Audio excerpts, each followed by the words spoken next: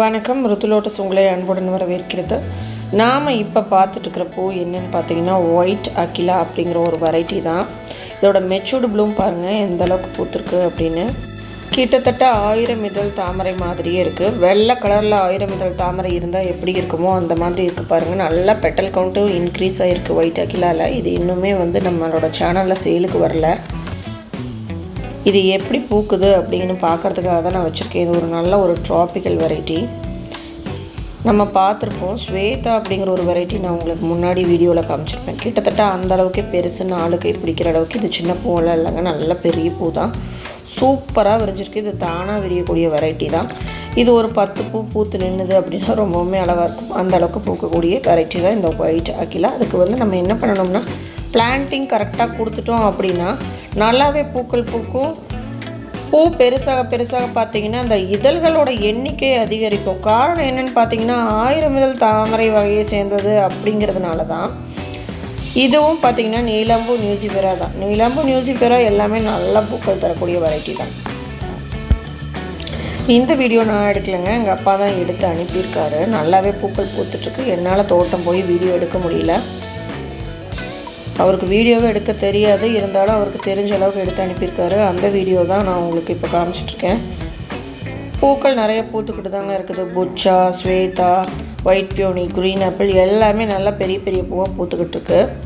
பேரலில் கொடுக்கறதுக்கு காரணம் இது தாங்க. நல்லா பெரிய பெரிய பூவாக வரும், நமக்கு பூத்துக்கிட்டே இருக்கும். இந்த ட்ராபிக்கல் வெரைட்டிஸ் அப்படிங்கிறத நம்ம பேரல்ஸ் இல்லை பெரிய தொட்டிகளில் கொடுத்துட்டோம்னா நம்ம ரீபாட் பண்ண தேவையில்லை. ஒரு 1 இயருக்கு ஒரு ரீபாட் பண்ணவே போதும். அப்போ ரீபாட் பண்ணும்போதே நல்லா உரம் வச்சு கொடுத்துடணும். உரம் வச்சு கொடுத்துட்டோம் அப்படின்னா 1 இயருக்கு பார்த்திங்கன்னா பூத்துக்கிட்டே தான் இருக்கும்.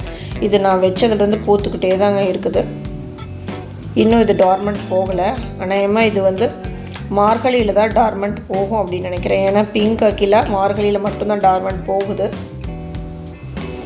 அதுக்கப்புறம் பார்த்திங்கன்னா பூத்துக்கிட்டே தான் இருக்குது. அதே மாதிரி தான் இதுவும் இருக்கும்னு நினைக்கிறேன். பார்க்கலாம். இதில் இன்னுமே மொட்டுக்கள் வச்சுட்டு இருக்கிறதுனால இதை ரீபாட் பண்ண முடியாது. தை மாதத்துலேருந்து தான் இந்த டியூபர்ஸ் உங்களுக்கு கிடைக்க ஆரம்பிக்கும். நான் ஒயிட் அகிலா இவ்வளோ பெருசு வரும் அப்படின்னு நான் எதிர்பார்க்கல. பிங்க் அகிலா பெருசாக வந்தாலும் இந்த அளவுக்கு வரும் அப்படின்னு நான் எதிர்பார்க்கல. நான் ஒயிட் பியோனி தான் இந்த அளவுக்கு கொண்டு வரணும் அப்படின்னு நினச்சிக்கல. ஒயிட் பியோனி தாராளமாக இந்த அளவுக்கு வரும். நான் பேரல்ஸில் கொடுத்துருக்கேன். அது இன்னும் செடி முத்தாமல் இருக்குங்க. ஒரு 2 மந்த் பிளான்ட்டாக தான் இருக்குது. அது போக போக பார்க்கலாம் எந்த அளவுக்கு ஒரு பெரிய பூவாக கொடுக்குது அப்படின்னு பார்க்கலாம். நல்லா பெரிய பூவாக கொடுக்குங்க.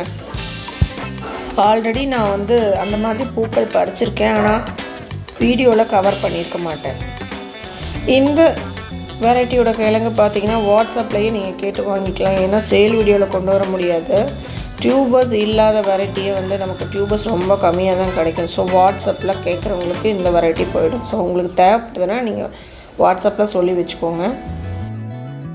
ஒயிட் கலர் தாமரை பூவில் பெஸ்ட் ப்ளூமிங் வெரைட்டி பார்த்திங்கன்னா white Swan, white peony, white Akila நல்லாவே பூக்கள் கொடுக்கும். இந்த வெரைட்டி இருந்தாவே போதும், நம்ம நிறைய பூக்கள் எடுத்துட முடியும். ஒயிட் 1000 பெட்டல் பார்த்திங்கன்னா அது ஹார்டி என்கிட்ட இருக்குது. ஆனாலும் அது எப்படி பூக்கும் அப்படிங்கிறது இப்போதைக்கு தெரியாது.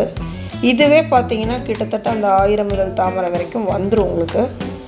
ஸ்வேதா எப்படி நான் உங்களுக்கு பிளான்டிங் போட்டு காமிச்சேன் அதே மாதிரி தான் ஒயிட் அகிலாவும். டேங்க்லலாம் கொடுத்திங்கன்னா பெட்டல் கவுண்டு கண்டிப்பாக இன்க்ரீஸ் ஆகி நல்ல ஒரு பெரிய பூவாக கிடைக்கும். க்ரீன் ஆப்பிள் கூட நான் உங்களுக்கு டேங்க்கில் தான் கொடுத்துருக்கேன். அது கண்டினியூவாக பூத்துக்கிட்டு இருக்குது. 2 வருஷமாக பூத்துக்கிட்டு தாங்க இருக்குது. அது ரீபாட்டே பண்ண முடியல. காரணம் அது பார்த்திங்கன்னா ரன்னர்லேயே நல்லா தலைஞ்சு வரக்கூடிய வெரைட்டிஸ், டியூபர் ஃபார்ம் ஆகாது. அடுத்ததாக பாருங்கள், நம்ம எந்த மாதிரி கிழங்குகளெல்லாம் நம்ம நட்டு வைக்கலாம் அப்படின்னு பார்க்கலாம். இது பார்த்திங்கன்னா ஃப்ரெஷ் டியூபர்ஸ் இப்போ தான் நம்ம ரீபாட் பண்ணி எடுத்துருக்குறோம். இப்படி தான் இருக்கும் டியூபர்ஸ். பார்த்திங்கன்னா இதை ரீபாட் பண்ணி 2 days ஆச்சு. கொஞ்சம் ஒயிட் கலரில் இருக்கும்.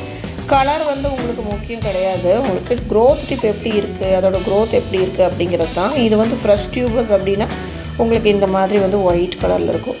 அதுக்கப்புறம் இந்த மேலே இருக்கிற அந்த கருப்பு கலரில் இருக்கிற அந்த பகுதியை நம்ம ரிமூவ் பண்ணணும் அப்படின்னுலாம் ஒன்றும் தேவையில்லைங்க. அது அந்த க்ரோத் டிப்புக்கு சேஃபாக தான் இருக்கும். அந்த லீஃபுக்கு ஒரு கவரிங் இருக்கும் எப்போவுமே எல்லா இதுலேயும். அதுதான் அது எடுக்கணும் அப்படின்னலாம் தேவையில்லை. அதிகமாக இருந்தால் எடுத்தால் போதும். நான் எடுக்க மாட்டேன். உங்களுக்கு டியூபர்ஸ் அப்படியே தான் வரும். டியூபர்ஸை பொறுத்த வரைக்கும் நம்ம பைப் தண்ணியில் வச்சுட்டு கழுவிட்டு சுத்தம் பண்ணிவிட்டு அப்படியெல்லாம் பண்ண முடியாதுங்க. இது சேத்துல வளர்கிறது.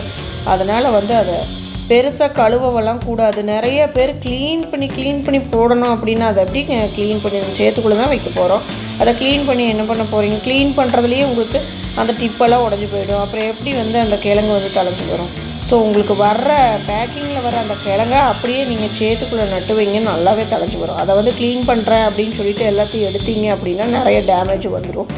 அடுத்த டியூபர் பாருங்கள், ஆரஞ்சு கலரில் இருக்குது. இது வந்து நம்ம தண்ணியிலேயே வச்சுருக்கிறதுனால தான் வந்து இந்த ஆரஞ்சு கலரில் இருக்குது. இந்த டியூபர் வராது அப்படின்னுலாம் ஒன்றும் கிடையாது. ஃபாஸ்ட்டில் அந்த லீஃப் எல்லாம் கருகி இருக்குது பாருங்கள். அந்த லீஃப் வந்து கருக தான் செய்யும், ஒன்றும் பண்ண முடியாது. ரன்னர் ஓடி இருக்குது பாருங்கள், அந்த ரன்னரில் தான் உங்களுக்கு செடி தழைஞ்சி வரும். டியூபர்ஸை எக்காரணத்தை கொண்டு கலர் மாறிடுச்சு அப்படின்னு கட் பண்ணியெல்லாம் எடுக்கக்கூடாது. அது வந்து கண்டிப்பாக வேணும். ரீபாட் பண்ணுற வரைக்கும் அந்த டியூபர் சேத்துக்குள்ளே தான் இருக்கணும். நிறைய பேர் அதை கட் பண்ணி தூக்கி போடுறதுலேயே இருக்கீங்க, கருப்பாயிடுச்சு, அப்படி ஆயிடுச்சு, இப்படி ஆயிடுச்சுன்னு. அதெல்லாம் கட் பண்ணி எடுக்காதீங்க, அது சேத்துக்குள்ளேயே இருக்கட்டும், ஒன்றும் ஆகத்தானே. இப்படி தான் நான் வந்து பேக்கிங்கில் போட்டு கொடுப்பேன். அந்த லீஃப் இருக்கிற அந்த ஒரு கிழங்குகளை வந்து நான் இப்படி தான் வந்து பேக்கிங்கில் போட்டு கொடுப்பேன். க்ரோத் டிப்பெல்லாம் உடையாது. அப்படியே அந்த க்ரோத் டிப்பில் லைட்டாக உடஞ்சிருந்தாலும் இந்த டியூபர் நீங்கள் போடும்போது அடுத்த க்ரோத் டிப்பில் வந்து உங்களுக்கு வந்து செடி வந்து தழைய ஆரம்பிச்சிடும். அப்படி ஏதாவது உங்களுக்கு ஒரு டேமேஜ் இருந்தது அப்படின்னா நீங்கள் வாட்ஸ்அப்பில் சொல்லி கேட்டுக்கலாம். ஃபோட்டோ போடணும். சும்மா கேட்டால் எனக்கு தெரியாது, ஏன்னா நிறைய பேர்த்துக்கு நான் அனுப்பியிருப்பேன். ஸோ எந்த மாதிரி டியூபர்ஸ் உங்களுக்கு வந்திருக்குதுன்னு தெரியாது, ஃபோட்டோ போடணும். பாருங்கள், இந்த டியூபர்ஸ் பச்சை கலராக மாறதுக்கு காரணம் இந்த மாதிரி நம்ம தண்ணியில் போட்டு வச்சுருப்போம். நான் போர் வாட்டர் தான் யூஸ் பண்ணுறேன். ஸோ டியூபர்ஸ் வந்து க்ரீன் கலரில் இருக்கும். நிறைய டியூபர்ஸ் க்ரீன் கலரில் தான் வரும் உங்களுக்கு தண்ணியில் போட்டு வச்சுருந்ததுனால. லீஃப் வரும்போது உங்களுக்கு கண்டிப்பாக அந்த டியூபர் வந்து ஆரஞ்சு கலராக மாறும், இல்லை பிளாக் கலராக மாறும். பாருங்கள், இதில் கொஞ்சம் பிளாக்காக இருக்குதுல்ல, இதெல்லாம் ஒன்றுமே இல்லை, ஒன்றும் ஆகாது டியூபரு.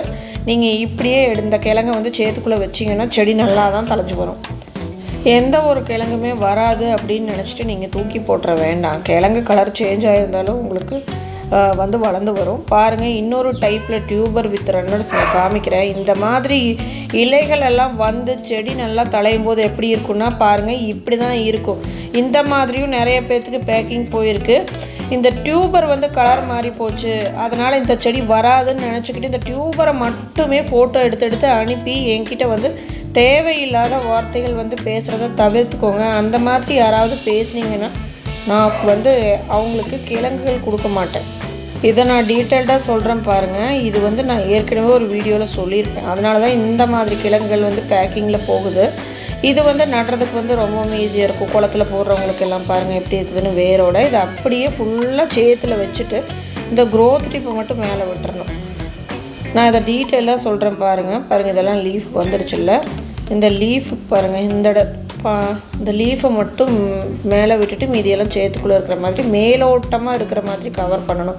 ரொம்ப ஆழத்தில் விடக்கூடாது. அந்த க்ரோத் டிப்பு கொஞ்சம் மேலே விட்டுடலாம். ஏன்னா இதில் வந்து ஒரு 3 அல்லது 4 க்ரோத் டிப்போடு தான் வரும். இந்த மாதிரி வந்து டியூபர்ஸ் வரும்போது பார்த்தீங்கன்னா எக்ஸ்ட்ராவாக இன்னொரு டியூபரும் சேர்த்து தான் நான் கொடுத்துருப்பேன். அதை எக்ஸ்ட்ரா நான் தூக்கி போட விரும்ப மாட்டேன், யாராவது கொடுத்துருவேன். அவங்க இது கூடயே வேணாலும் நட்டு வச்சுக்கலாம், இல்லை வேறு ஒரு பாட்டில் கூட போட்டு பிளான்ட் எடுத்தவங்களாம் இருக்காங்க. ஸோ இதில் ஏதாவது டேமேஜ் இருந்தது அப்படின்னா உங்களுக்கு ஃபோட்டோவோடு எனக்கு அனுப்பணும், அப்போ தான் தெரியும். நீங்கள் சும்மா என்னை திட்டுறதுனாலையும் சில வார்த்தைகள் பேசுகிறதுனாலையும் ஒன்றும் ஆக போகிறது கிடையாது. தாமரை கிழங்கு வளர்த்து எடுக்கிறதும் ஒரு விவசாயம் மாதிரி தான். எப்படி மித்த பொருட்களெல்லாம் விவசாயி வந்து விளைவிக்கிறாங்களோ அதே மாதிரி தாங்க இந்த தாமரை கிழங்கும். நம்ம வந்து இதுக்கு நல்லா வந்து பாடுபடணும். வெயிலாக இருந்தாலும் நம்ம பண்ணி தான் ஆகணும். வெயில் காலத்துலலாம் அதை மெயின்டைன் பண்ணுறதே உங்களுக்கு சிரமமாக இருக்கும். அப்படியெல்லாம் பண்ணி தான் வந்து தாமரை கிழங்கு அனுப்புகிறோம். நீங்கள் கொடுக்குற காசுக்கு ஒர்த்தாக இருக்கணும் அப்படிங்கிறதுக்காக தான் எக்ஸ்ட்ரா ஒன்று கூட நாங்கள் அனுப்புகிறோம். ஆனால் அப்படி இருந்துட்டும் இப்படியெல்லாம் வந்து பேசுகிறது, உங்களுக்கு ஒரு சேனலை புகழணும் அப்படின்னா நீங்கள் தாராளமாக புகழ்ந்துக்கோங்க, அவங்கக்கிட்டே கிழங்கு வாங்கிக்கோங்க. அதுக்காக மித்தவங்களை வந்து பேசும்போது கரெக்டாக பேசணும். ஸோ நான் அந்த வெரைட்டிஸ், எந்த வெரைட்டி வந்து உங்களுக்கு டேமேஜ் வர மாதிரி இருக்கோ அந்த வெரைட்டியை கொடுத்துட்டு அவங்களுக்கு நான் எந்த கிழங்கு கொடுக்க போகிறதில்ல.